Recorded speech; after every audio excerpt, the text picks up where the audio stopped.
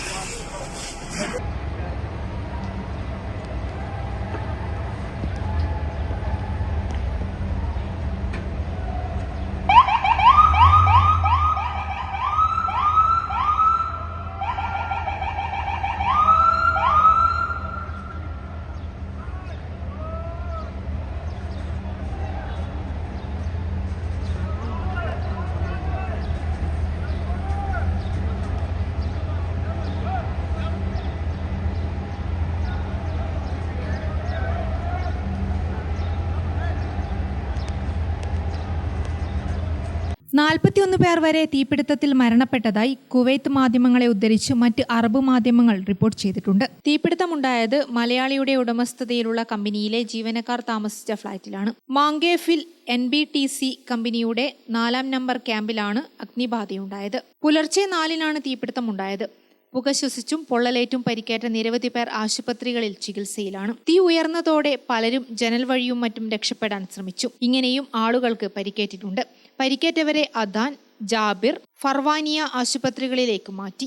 മരണസംഖ്യ സംബന്ധിച്ച് ഔദ്യോഗിക സ്ഥിരീകരണം ഇതുവരെ വന്നിട്ടില്ല. പ്രവാസി മലയാളി വ്യവസായിയുടെ കീഴിലുള്ള സ്ഥാപനത്തിൽ നിരവധി മലയാളികൾ ജോലി ചെയ്യുന്നുണ്ട്. രാത്രി തൊഴിൽ കഴിഞ്ഞെത്തി കിടന്നുറങ്ങുന്നവരും ഫ്ളാറ്റിൽ ഉണ്ടായിരുന്നു. ഗൾഫ് രാജ്യങ്ങളിൽ നല്ല ചൂടുകാലമാണ് ഇപ്പോൾ. കെട്ടിടത്തിനുള്ളിലെ ഗ്യാസ് സിലിണ്ടർ പൊട്ടിത്തെറിച്ചതും ദുരന്തത്തിന്റെ ആഴം കൂട്ടിയിട്ടുണ്ട്. ഏറ്റവും പുതിയ റിപ്പോർട്ട് വരുമ്പോൾ 43 പേർ പരിക്കേറ്റ് ആശുപത്രിയിലുണ്ട്. News desk, Gramika.